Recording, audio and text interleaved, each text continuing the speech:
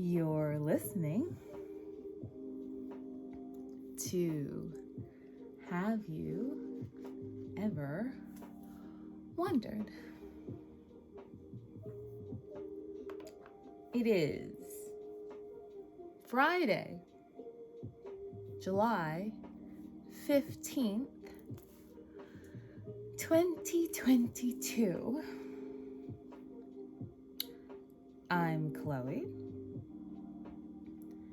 and the title of today's episode is No, I Don't Like Chocolate.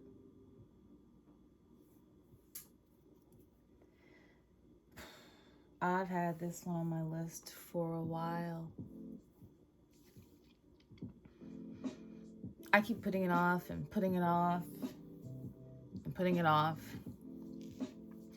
because it's exhausting to live and it's exhausting to talk about. But I'm kind of exhausted this week anyway, so I thought I'll just lean in. I want to talk about microaggressions. Okay, well, I don't want to talk about microaggressions. I should not have to talk about microaggressions.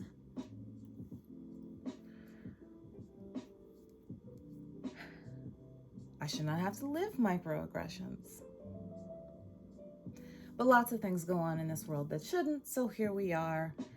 And it is something that people need to be aware of. And so here I am to discuss it.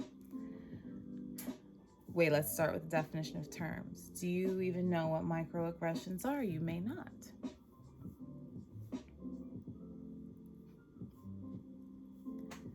The internet kindly defines microaggressions as, or microaggression, the term, as used for commonplace daily verbal, behavioral, or environmental slights, whether intentional or unintentional, that communicate hostile, derogatory, or negative attitudes towards stigmatized or culturally marginalized people groups.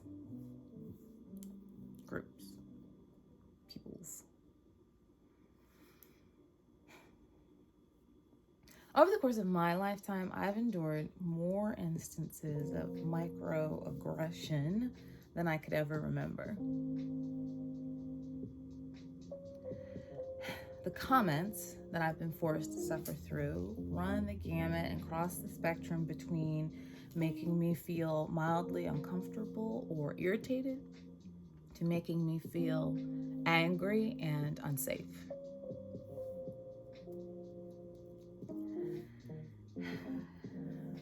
When I was making notes, I just kept writing down story after story after story that I could share with you of examples of things that I've experienced, but I'm just going to do 3.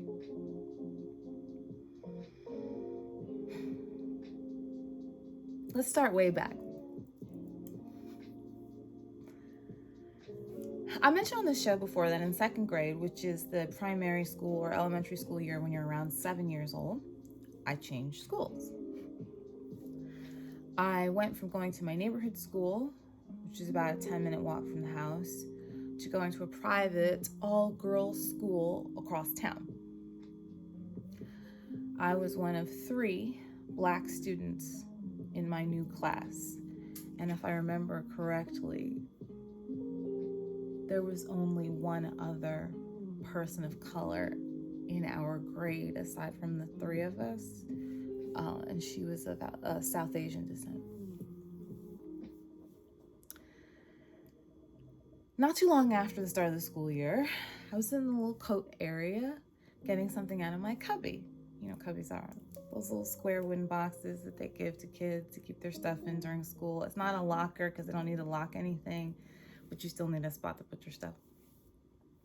I was over by the cubbies getting something, and a small group of girls walked up to me. I thought they were coming over to say something friendly or welcome me or even just ask my name. That would have been great too. Sure, fine, whatever. But that's not what happened. One of the girls looked at me with sort of a sly grin, which I didn't understand. We'll call her Samantha. I'm not going to use anybody's real names today. Just heads up. All of these names have been changed.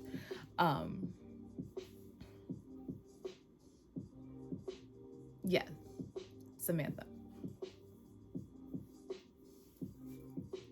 Do you like chocolate? She asked. I thought for a minute. Indeed, I did not. I still don't. Taking the question at face value, I said, no. Because I was curious that a group of people would approach me and make that their first line of inquiry. She looked around at her compatriots, chuckled, and then said, well, you look like you do.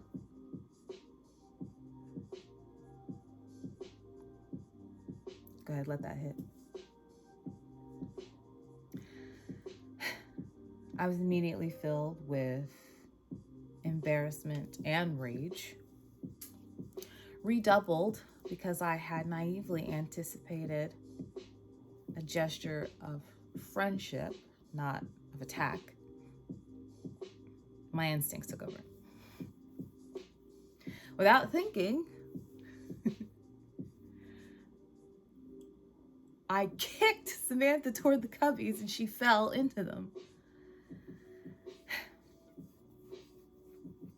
I'm not a violent person, but that was my visceral reaction in that moment. Now, she was more shocked than hurt, but as the small crowd surrounding us dissipated, she marched over to our teacher to tell on me. And I followed her. And after she spoke, blaming me for the incident, I told the teacher the egregious jokes she had just made at my expense. I don't think she was as alarmed as she should have been, but thankfully I didn't get in trouble. Actually, I don't think either of us did. I'm pretty sure she just made us apologize and then sent us on our way. But to this day, I remember the sting that I felt in that moment.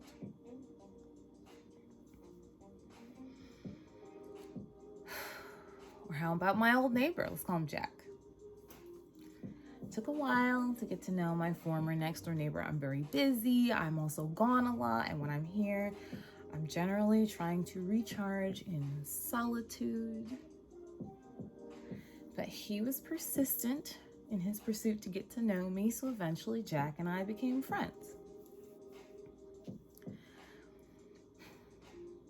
One day we were chatting through my window, which we used to do frequently, especially when the weather was nice. I would open the windows and he would come by and knock on the window and say, "You home?" And then we would chat for a bit. On this particular day, we had just had some inclement weather. It had been windy, and he glanced to the side and noticed that the American flag that I have on my door was still there. He looked back at me and he said, "You know, I was surprised to see you put an American flag there after you moved in." "Why?" I asked. "Well, I thought you would have had one of those other flags, you know, with the colors, the black and the red and the green. Where is it from? Jamaica?" This is what Jack said. He was referring to the Pan-African flag, which is sometimes also called the Afro-American flag and is black, red, and green striped. I replied, "The Jamaican flag is black, yellow, and green. You're thinking of the African flag. I'm not from Jamaica or Africa. I'm from here. I'm American." "You were born here?" he said incredulously. If I had $1 for every time I've been asked that. Yes, Jack, in this country, in this city. And you can't say things like that to people. Oh, well, I had no idea, he exclaimed about my being American. So I repeated the second point. You can't say things like this to people. He was older. I'm not referring to him in the past tense because he's dead. He just doesn't live next door to me anymore. And he chuckled in a way that many old people do when they have no intention of being any different from the person they've already become. It didn't stop me from trying, though. We had a lot of Jack, you can't say things like that conversations about every single type of marginalized person that you can think of. It was a lot of fun. Oh, I'm sorry, I misspoke. I meant to say it was exhausting.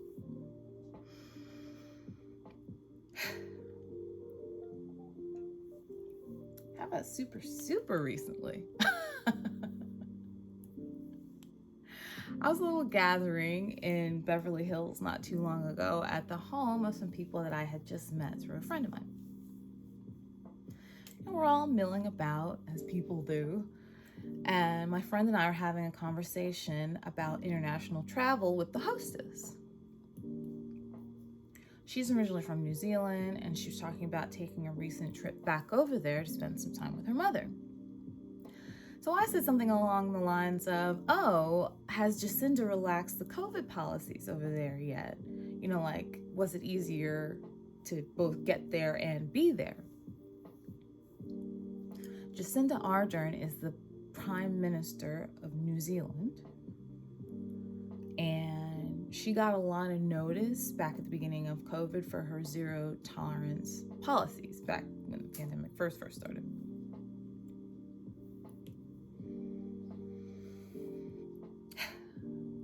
I consider myself to have a healthy mastery of descriptive language, but I can still see her face in my mind when I said that. And I cannot come up with a word that would adequately describe to you her reaction about the fact that I had that piece of information in my brain. It was more than shock. It was more than surprise. It was more than awe. There was another quality to it. Something along the lines of, never in a million years would I have ever thought that you would possess that piece of information, or maybe any information at all, who knows. She said something back, but honestly, her face was speaking so loudly that I didn't hear it. So I ignored her response and I continued mentioning that I love to see female world leaders and that I was gonna miss seeing Angela Merkel as the former Chancellor of Germany. At that point, she stopped speaking altogether and just stared at me. Eventually, we changed the subject and moved on. It calls to mind a quote that I read recently from a Black female businesswoman. She said, "Melanin and ovaries do not cancel out intelligence and reason." I may have a t-shirt that says that, made up. I just thought of that. I might actually do it though.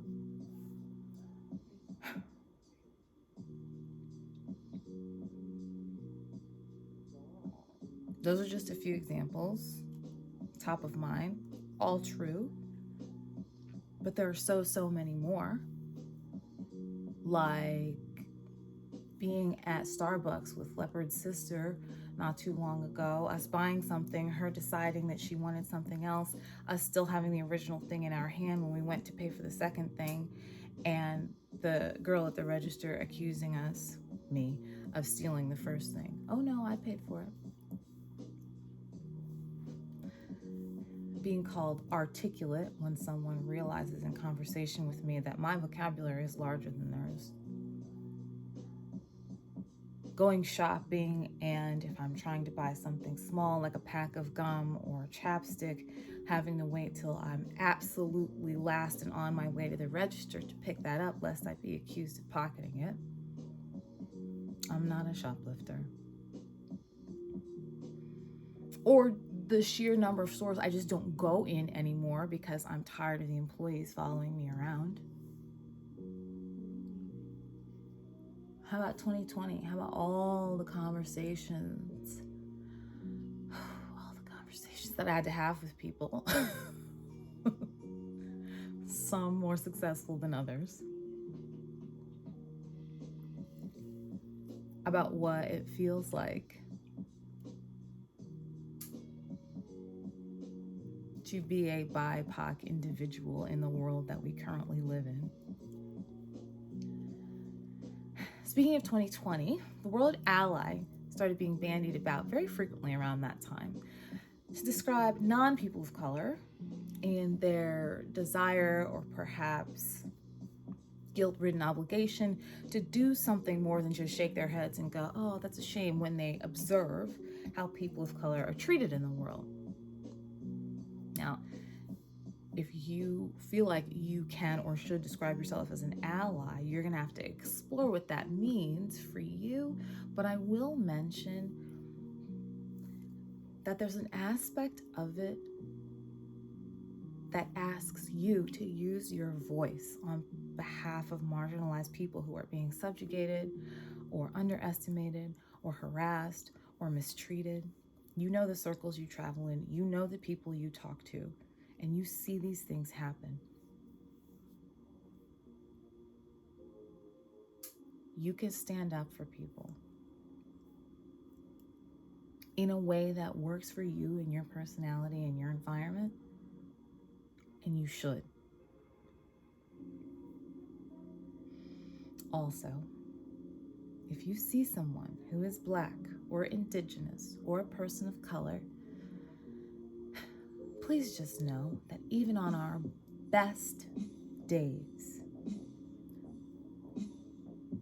we are all carrying an underlying exhaustion from years of dealing with things like what I've described to you, and actually way, way worse. Please be careful how you treat people. And please be careful what you say. Unwitting and unintentional actions and comments can be just as damaging as the intentional ones. And for the record, so can silence.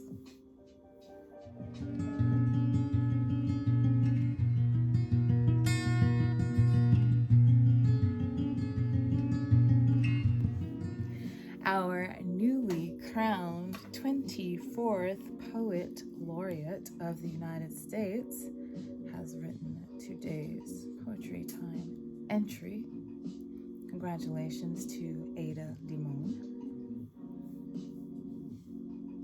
This poem is called Little Day.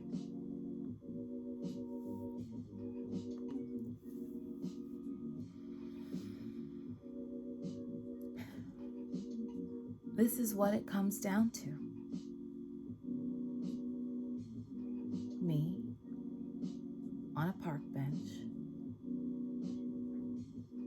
always writing.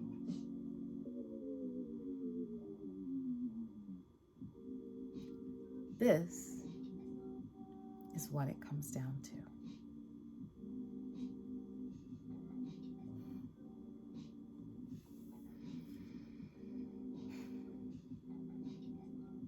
I love that one. You can write a long poem. You can write a long song, aka a poem with music. But sometimes those short ones, you can say so much. Okay, yeah, I chose that one because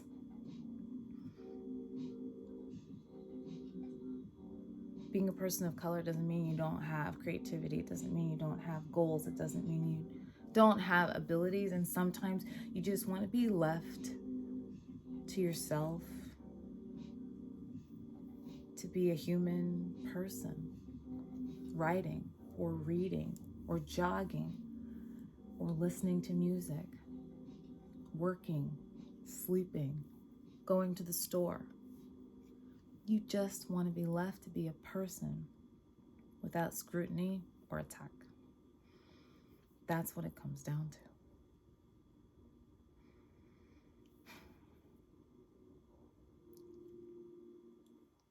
I hope you have / are having an amazing Friday.